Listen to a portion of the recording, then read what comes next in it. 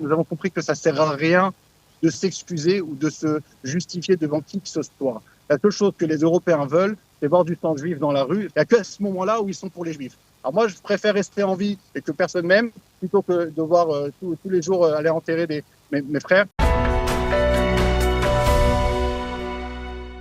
Nous avons le plaisir d'être en ligne avec Netanel Slama. Netanel, bonjour, Boker Tov. Boker Tov, Daniel, bonjour à vous et bonjour aux auditeurs. Merci d'être avec nous en direct du Shomron, peut-être même exactement de votre localité où vous habitez depuis de nombreuses années, la localité d'Eli. Nous vous avons sollicité pour essayer d'avoir votre réaction après les décisions annoncées par l'Union européenne de sanctionner l'État d'Israël, sanctionner en particulier, on va dire, certains habitants de Judée et de Samarie à la suite de ce que les Européens appellent les violences commises par des habitants juifs de Judée et Samarie envers la population civile palestinienne. Quelle est votre réaction à ces derniers développements ? Déjà, c'est une volonté de sanctionner surtout des organisations qui ont un attachement profond pour la conquête des terres sur le terrain. Des organisations comme Hashomer Hadash. Je ne sais pas si vous avez lu un peu l'histoire d'Israël, oui, à l'époque de Tel Hai et de Kfar Giladi, où le même mécanisme, en fait, d'éviter de vols agricoles et d'éviter que les implantations juives soient mises en danger au quotidien. Alors, certains juifs ont pris le choix de prendre des armes et de faire une protection eux-mêmes. Et 100 ans plus tard, une jeunette, qui a maintenant des jeunes de 15 ans encadrés par des anciens soldats qui viennent et qui font une protection jour après jour, nuit après nuit pour ces agriculteurs, pour au final se retrouver dans des situations où les implantations juives, les fermes et les agriculteurs autour de ces implantations juives prennent possession complète des territoires qui sont définis dans les accords d'Oslo. En fait, cette réprimande que l'Europe fait au peuple juif, c'est en fait un compliment pour nous. Parce que dans 100 ans, quand on ouvrira l'histoire, on verra le nom de Meir Deutsch, on verra le nom de Daniela Weiss, et on dira, voilà, ce sont ces juifs-là qui ont insufflé cette volonté de s'attacher complètement à la terre d'Israël et de s'y installer complètement à l'encontre des volontés des Européens et des Arabes. Et quand on nous parle de violence palestinienne, on en a parlé maintes fois, même sur cette antenne, on voit très bien que c'est complètement ridicule. La violence du peuple palestinien est beaucoup plus profonde. On va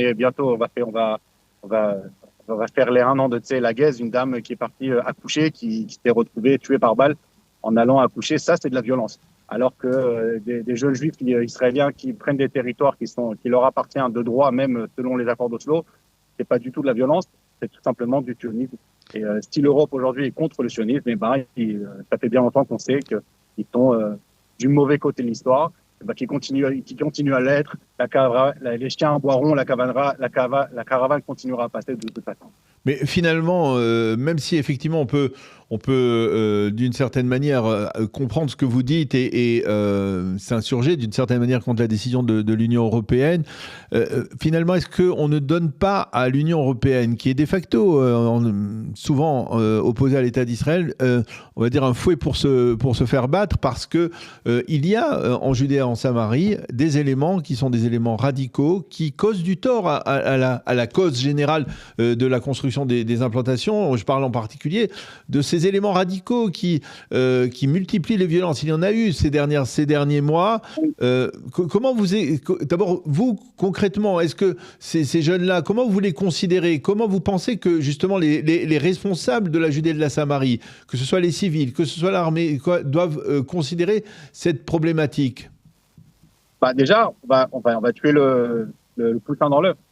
Ce qui a été dénoncé par la Commission européenne, c'est pas du tout comme on pourrait appeler les Narekvaot ou les jeunes de 15-16 ans qui vont faire du vandalisme. Pas du tout ça. C'est des associations qui ont une adresse, qui ont pavillon sur rue, qui sont instaurées depuis 20 ans.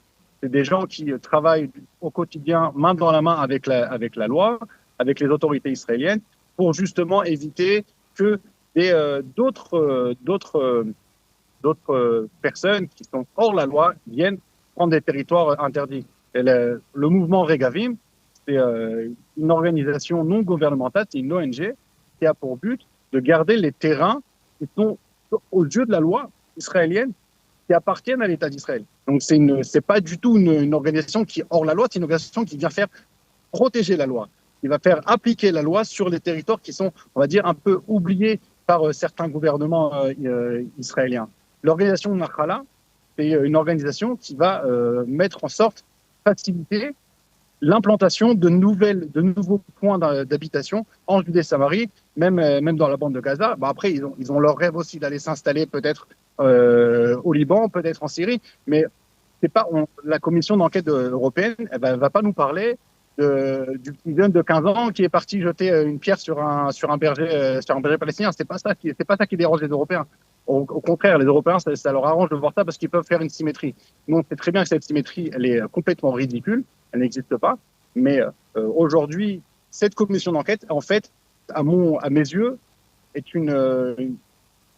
un acte de valorisation pour montrer ceux qui aujourd'hui, jour après jour, défendent la terre d'Israël, mais vraiment, c'est pas seulement la terre d'Israël dans le pays de l'État d'Israël. La terre, chaque centimètre de terre, combien de larmes et de sang et de pleurs ils mettent pour chaque centimètre de terre. Et c'est ça aujourd'hui cette commission. C'est pour ça que moi, à la limite, quand on vient en parler, que les Européens pensent, ça nous passe derrière l'oreille, on s'en fout. Ils peuvent continuer à parler jusqu'à demain. Nous, notre destinée de venir s'installer, d'habiter en terre d'Israël, elle est complètement ancrée, elle est là. Et s'il y a aujourd'hui une organisation qui, de gré ou de force, va faire un témoignage historique sur ça, alors pourquoi pas? Au final, c'est un témoignage historique de plus. C'était à l'Omar Shav aussi à l'époque avec Dov Offenheimer. Tous les ans, il faisait un bilan de combien de maisons ont été construites en Judée-Samarie. Au final, on s'est dit pourquoi pas, on va peut-être lui donner un prix pour avoir fait autant de témoignages historiques sur les implantations juives en Israël. Alors, c'est comme ça que je le vois, moi. Voilà, c'est comme ça que vous le voyez. Donc, est-ce qu'on peut dire que vous soutenez la réaction de Bezalel Smotrich, le leader du parti sioniste religieux et ministre des Finances, qui a dit qu'il fallait tout simplement que c'était une excellente occasion pour annuler purement et simplement tous les accords d'Oslo, ce partage entre zones A, B et C, et faire en sorte que la Judée et la Samarie, ce soit une zone C sous contrôle israélien. Vous savez, j'ai entendu une conférence d'un spécialiste de la défense israélien cette semaine. Il nous a expliqué une chose. Vous savez, quand Biden a bloqué les obus et les munitions pour Israël, Israël a compris qu'il fallait se battre différemment. Et finalement, on a fait un résultat irréversible dans la bande de Gaza, c'est avoir détruit plus de 60% de toutes les habitations dans la bande de Gaza. Vous êtes venus nous embêter en passant par la porte, on va sortir par la fenêtre. Vous êtes venus maintenant nous dire oui, c'est dommage que vous installez comme ça dans les territoires. C'est OK, alors maintenant, on va annuler les accords d'Oslo. Israël a complètement changé. On n'est plus dans cette position où on doit maintenant justifier chaque centimètre de terre ou chaque parcelle de terrain où nous voulons bien installer. Israël est la terre de nos ancêtres. Israël est notre pays. Et la Judée-Samarie fait partie de la terre d'Israël. Et c'est là où nous allons nous habiter. Quoi qu'il arrive, quoi qu'il advienne, quoi que vous puissiez dire.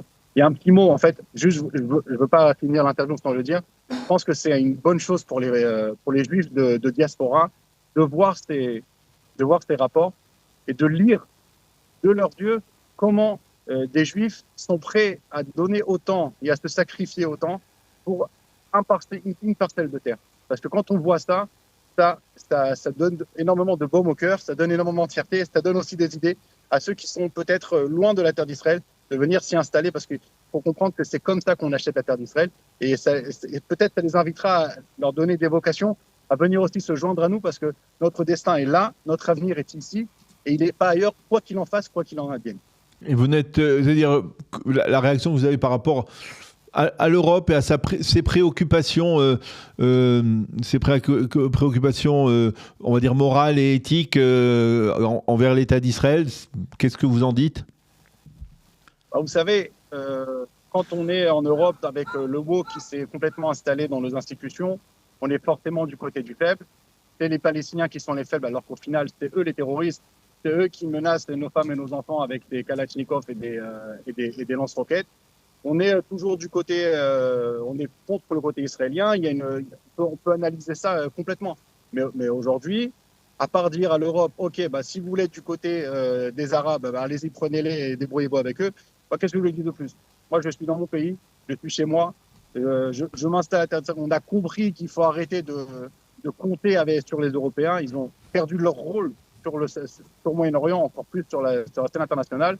À part regarder le Moyen-Orient comme une station-service, ils ont aucune influence qui est positive, aucune influence qui a été positive sur ces 100 dernières années au Moyen-Orient. Et c'était un peu casse-gueule pour tout le monde. Mais aujourd'hui, qu'est-ce que vous voulez que qu'est-ce que Ouais.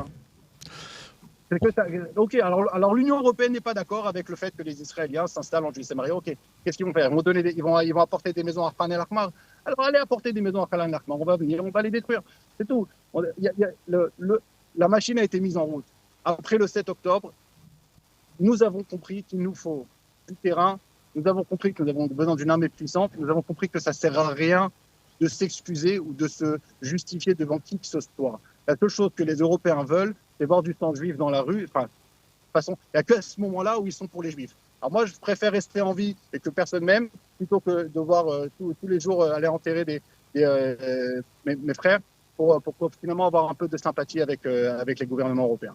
Eh bien, on a bien compris votre message, Netanel Slama. Merci beaucoup d'avoir accepté de répondre à nos questions autour de cette décision de l'Union européenne de sanctionner l'État d'Israël. Je rappelle à nos auditeurs que vous êtes habitant de la localité d'Eli en Samarie. Merci encore, Netanel. Bonne journée, à bientôt. Bonne journée à vous aussi, aux auditeurs.